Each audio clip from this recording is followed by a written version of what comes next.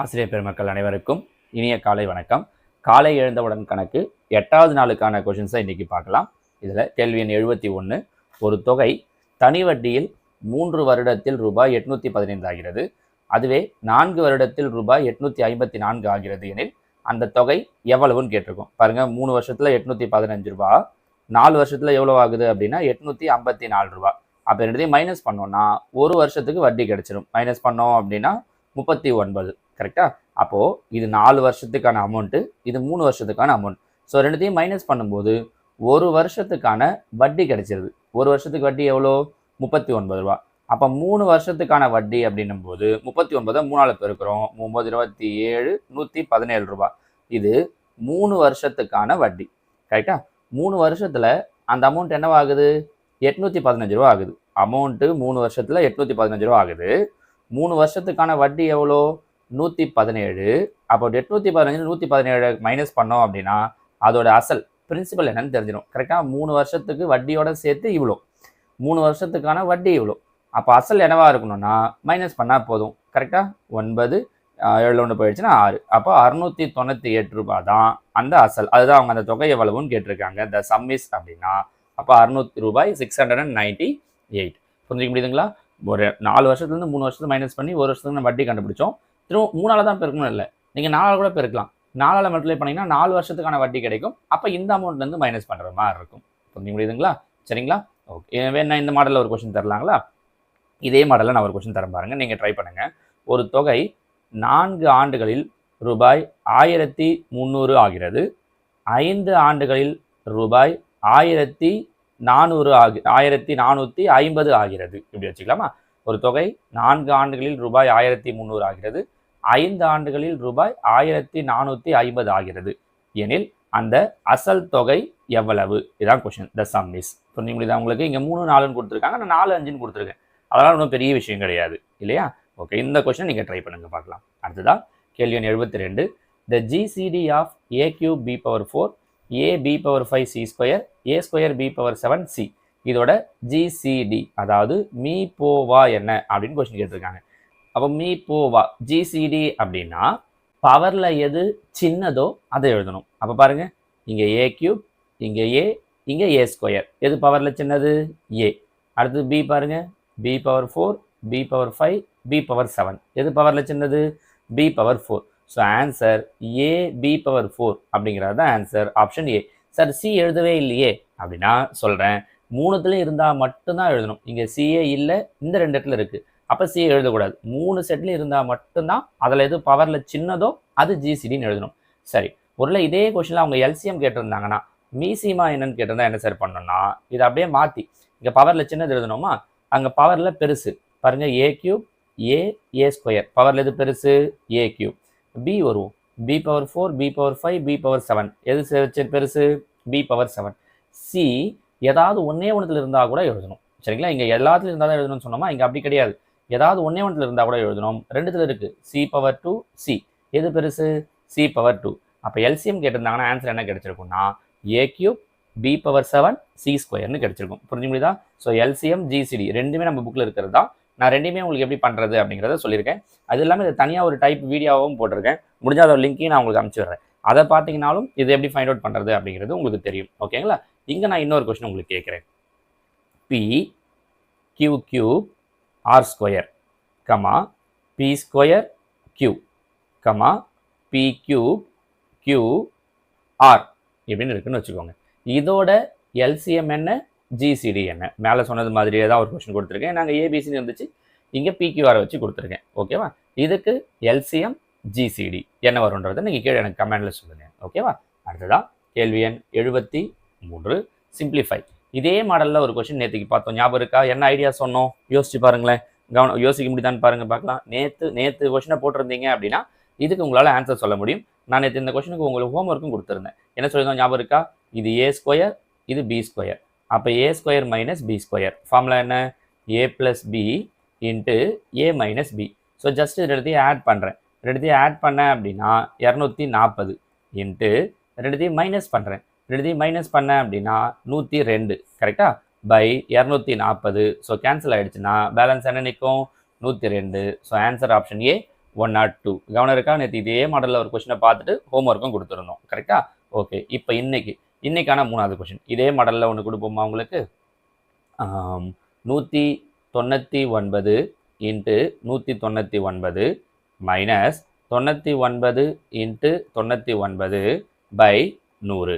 இந்த கொஸ்டினுக்கு என்ன ஆன்சர் வரும்னு சொல்லுங்க பார்க்கலாம். சரிங்களா? இதே மாடல் தான், நம்பர் வேற வச்சு கொடுத்துருக்கேன். ஓகேவா? இது உங்களுக்கான 3வது கேள்வி.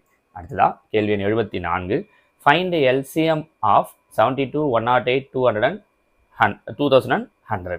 மீப்போவா காண்க. 72, 108, 2100. இதுக்கு 2-3 மெத்தட் இருக்குது. நம்ம வழக்கமாக பண்ணுற மெத்தட்னு பார்த்தோன்னா என்ன பண்ணுவோம்? 72, 108, 2100.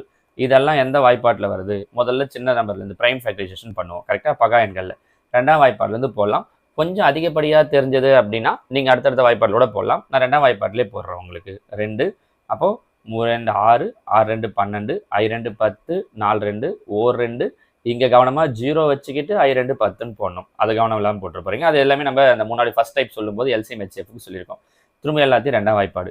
18, 27, I 2, E 2, மீதி 1, I 2. இப்போது நம்மளால் 2ஆம் வாய்ப்பாட்டில் போட முடியாது. கரெக்டாக? 3ஆம் வாய்ப்பாட்டில் போடலாம். 3 6 3 18, 9 3 27, 1 3 3, மீதி 2, 7 3 21, மீதி 1, I 3 15. இப்போ மறுபடியும் 3ஆம் வாய்ப்பாட்டில் முடியுமா? 15 வராது. இதுக்கு மேலே வேற 3மே எந்த பொதுவான வாய்ப்பாட்டிலையும் வராது. சப்போஸ் ஏதாவது 2 வந்தால் கூட செய்யலாம். இது 2 3ஆம் வாய்ப்பாட்டில். ஏன்னா மீ போ மா அவங்க என்ன கேட்டிருக்காங்க அப்படின்னா எல்சிஎம் தான் கேட்டிருக்காங்க. சரி, அப்போ 3ஆம் வாய்ப்பாடு. 2 3 6, 3 9. இது வராது. இது அப்படியே வச்சுக்கிறேன். இதுக்கு மேற்பட்டு இதை வேறு எந்த நம்பராலையும் நீங்கள் சுருக்க முடியாது. கரெக்டாக? ஏன்னா 175 போடணும் அப்படின்னா மறுபடியும் நீங்கள் எந்த வாய்ப்பாட்டில் போடணும் அப்படின்னா 5ஆம் வாய்ப்பாட்டில் போட்டுகிட்டே வரணும். இது 2 5ஆம் வாய்ப்பாட்டில் வராது. அப்படி நீங்கள் என்ன போட்டுட்டு வந்தாலும் திரும்ப நீங்கள் அந்த 175 தான் பெருக்கிற மாதிரி இருக்கும். அப்போ மீப்போமா தேவை அப்படின்னா என்ன பண்ணுறோம்? இது மொத்தத்தையும் பெருக்கிறோம். கரெக்டாக? கொஞ்சம் ஈஸியாக பெருக்கணும்னா எப்படி பண்ணலாம்? 175ஐயும் 2ஐயும் பெருக்கிடுங்க. 175 2ஐயும் பெருக்குனீங்க அப்படின்னா நமக்கு என்ன கிடைக்கும்? 300 350ன்னு கிடைக்குமா? ஆமாம், 350 கூட இன்னொரு 2 பெருக்கிடுங்க. இன்னொரு 2 பெருக்கினீங்கன்னா என்னவாயிடும்? 700ன்னு ஆகிடும். கரெக்டாக? இது வரைக்கும் 700. இப்போ மீதி இருக்கிற நம்பரை பெருக்குங்க. 3 9, 9 3 27, 27 இந்த 2 27 2 54. அப்போ இது வரைக்கும் என்ன கிடைக்குது அப்படின்னா 54. 54 இன்ட்டு 700. இதை பெருக்கிறது ஈஸி பாருங்கள். 0 0 7 28, மீதி 2, I7 35 2 37. So answer 37,800. இதுக்கெல்லாம் நம்பர் கொஞ்சம் பெருசு தான், கொஞ்சம் மல்டிப்ளிகேஷன் பெருசாக இருக்குது. அதை பெருசாக பண்ணுறத நீங்கள் சாதாரணமாக 2 4 நீங்கள் இதை பண்ணிட்டே வந்தீங்க அப்படின்னா 175 பெருக்கிறது பெரிய வேலையாக இருந்திருக்கும். நான் தான் என்ன பண்ணேன்? இந்த 5 முடிஞ்சதால இது கூட சேர்த்த ஒரு 0 கிடச்சிது. திரும்பவும் இன்னொரு நம்பர் கூட மல்டிப்ளை பண்ண 350ன்னு கிடச்சிது. திரும்பவும் பெருக்கும்போது 700, 2 0 வந்துடுச்சு. எனக்கு போட்டுக்கிறதுக்கு ஈஸியாக ஆகிடுச்சு பாருங்கள். நீங்கள் இப்படி யோசிச்சுமே கொஞ்சம் ஓரளவுக்கு பண்ண முடியும். ஓகேங்களா? இதே மாடலில் நான் ஒரு கொஸ்டின் தரட்டுமா? 4வது கேள்வி உங்களுக்கான 4வது கொஸ்டின். மீப்போவா காண்க. 81, 90, 180. நான் கொஞ்சம் எளிமையான கொஸ்டினாவே கொடுத்துருக்கேன். ட்ரை பண்ணுங்க பார்க்கலாம். 81, 90, 180. இதுக்கான மீப்போமா எல்சிஎம் கண்டுபிடிங்க. கூடவே ஜிசிடியும் கண்டுபிடிங்க. ஜிசிடி இல்லைனா ஹெச்சிஎஃப்னு சொல்லுவாங்க. ஜிசிடிங்கிறதும் ஹெச்சிஎஃப்ன்றதும் ஒன்று தான். ஓகேங்களா? அடுத்ததான் கேள்வி எண் 75. 0.12, 0.012, 0.0012 என்ற தொடர் வரிசையில் 7வது உறுப்பு என்னன்னு கேட்டிருக்காங்க. கீழே பாருங்கள், ஆப்ஷன் எல்லாமே 1.2 வச்சு தான் கொடுத்துருக்காங்க. அதனால் நான் என்ன பண்ணுறேன்னா கொஸ்டினையும் 1.2வாக மாற்றிக்கிறேன். இது எப்படி எழுதலாம்? 1.2 into 10 to the power of -1ன்னு எழுதலாம். ஏன்னா -1 எழுதினா தான் இந்த பாயிண்ட்டு முன்னாடி போகும். அதே மாதிரி இதை எப்படி எழுதலாம்? 1.2 into 10 to the power of -2ன்னு எழுதலாம். அப்போ இப்படி எழுதணும்னா 2 டிஜிட் முன்னாடி போயிட்டு பாயிண்ட் கரெக்டாக இங்கே வந்துடும். கரெக்டாக? ஸோ முதல் நம்பருக்கு 10 power -1, 2வது நம்பருக்கு 10 power -2, 3வது நம்பருக்கு 10 power -3.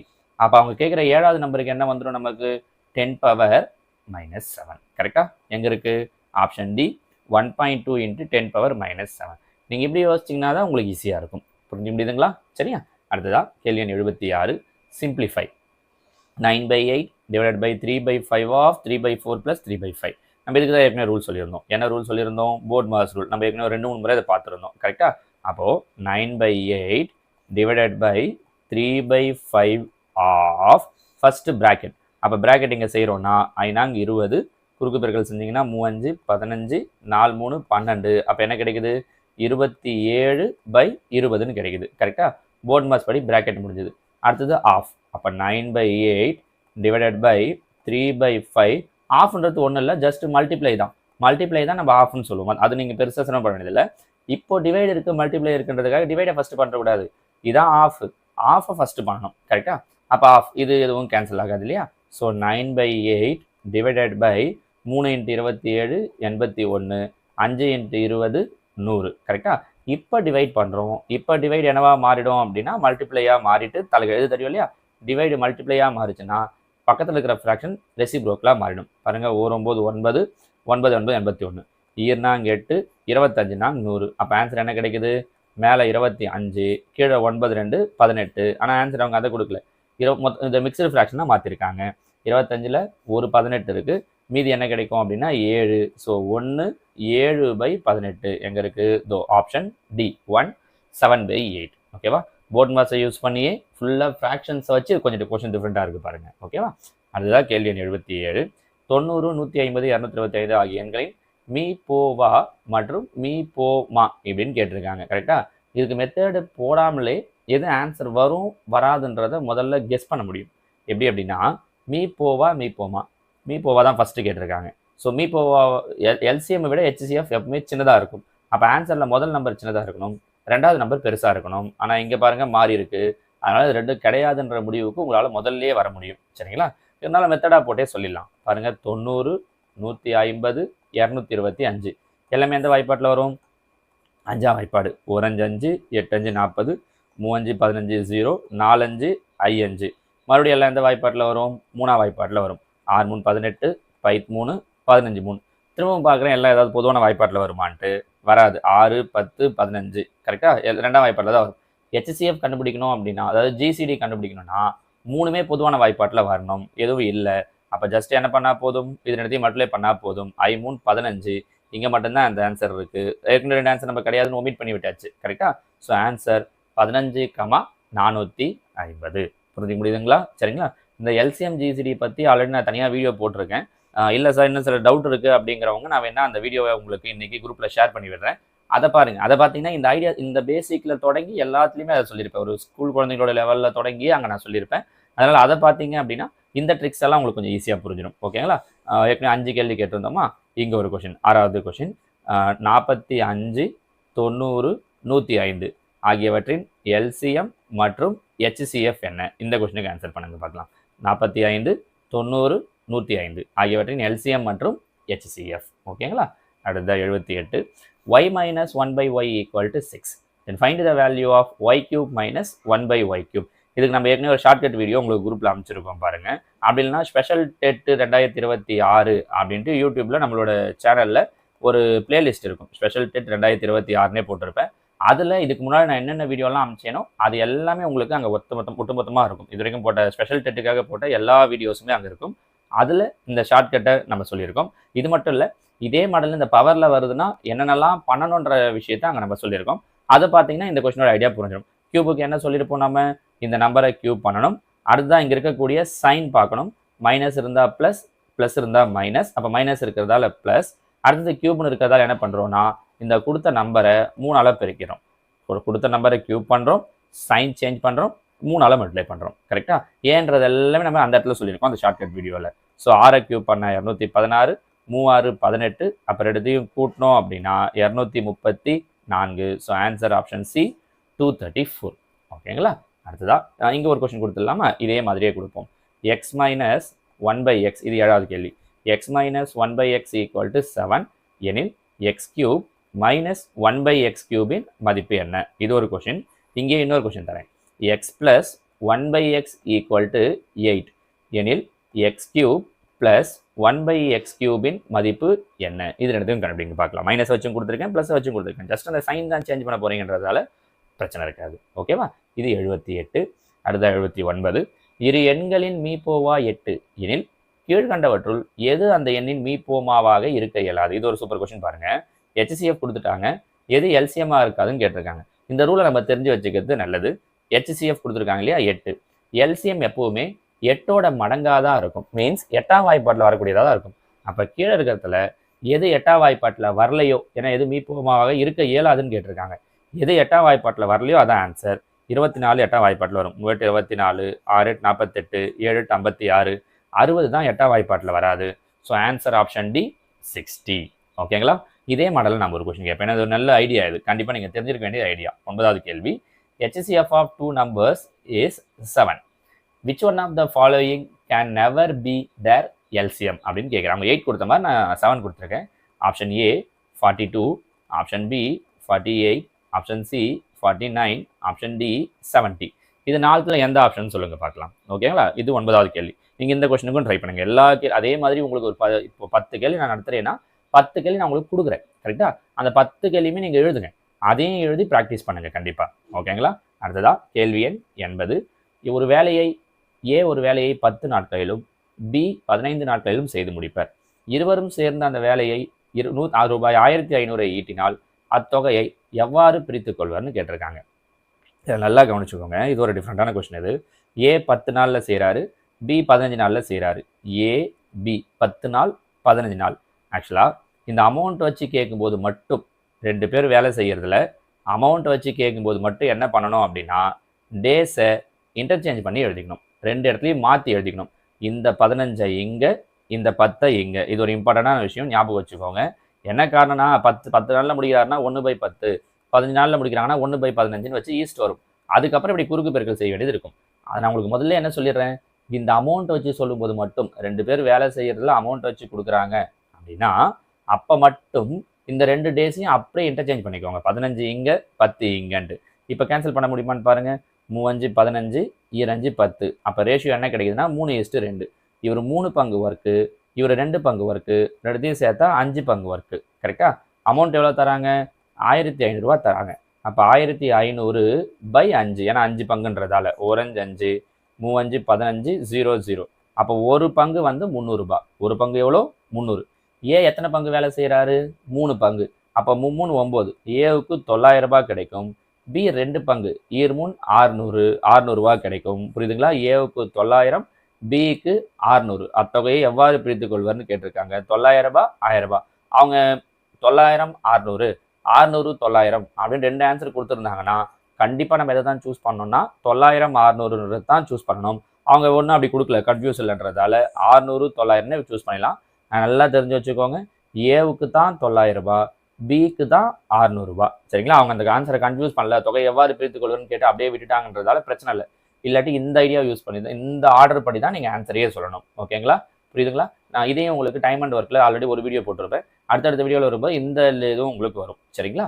ஓகே, இந்த மாடலை யூஸ் பண்ணி நான் ஒரு கொஸ்டின் தரேன். 9 கொஸ்டின் தந்துருந்தோமா? 10வது கேள்வி. இது எதையும் மாற்றலை. ஏ 10 days, பி 15 days. இதெல்லாம் அப்படியே வச்சுக்கிறேன். இந்த அமௌண்ட்டை மட்டும் மாற்றிக்கிறேன். 1500 ரூபாய் சொல்லியிருக்கோம் இல்லையா? இதை நான் என்னவா மாற்றிக்கிறேன் அப்படின்னா அமௌண்ட்டை 2750ன்னு மாற்றிக்கிறேன். Total amount 2750.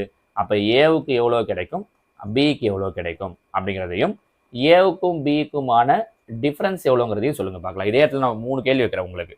ஏவுக்கு அமௌண்ட் எவ்வளோ, பிக்கு அமௌண்ட் எவ்வளோ, அடுத்ததாக ஏவுக்கும் பிக்கும் கிடைக்கிற அமௌண்ட்டோட டிஃப்ரென்ஸ் எவ்வளோ அப்படிங்கிறது. சரிங்களா? இந்த எல்லா கேள்விக்குமே ஆன்சர் பண்ணுங்கள். ஸோ இதெல்லாமே பார்த்துட்டிங்கன்னா ஏன் இவ்வளோ தூரம் சொல்கிறது அப்படின்னா இது எல்லாத்தையும் பார்த்துட்டோன்னா உங்கள் கொஸ்டினில் என்ன மாதிரி கன்ஃபியூஸ் பண்ணி கேட்டாலும் நீங்கள் ஈஸியாக சொல்லுவீங்க. அதனால தான். ஓகேங்களா? ஸோ இதோட நமக்கு 80 கேள்விகள் முடியுது. நாளைக்கு மீதி இருக்கிற கொஸ்டின்ஸை பார்க்கலாம். தேங்க்யூ.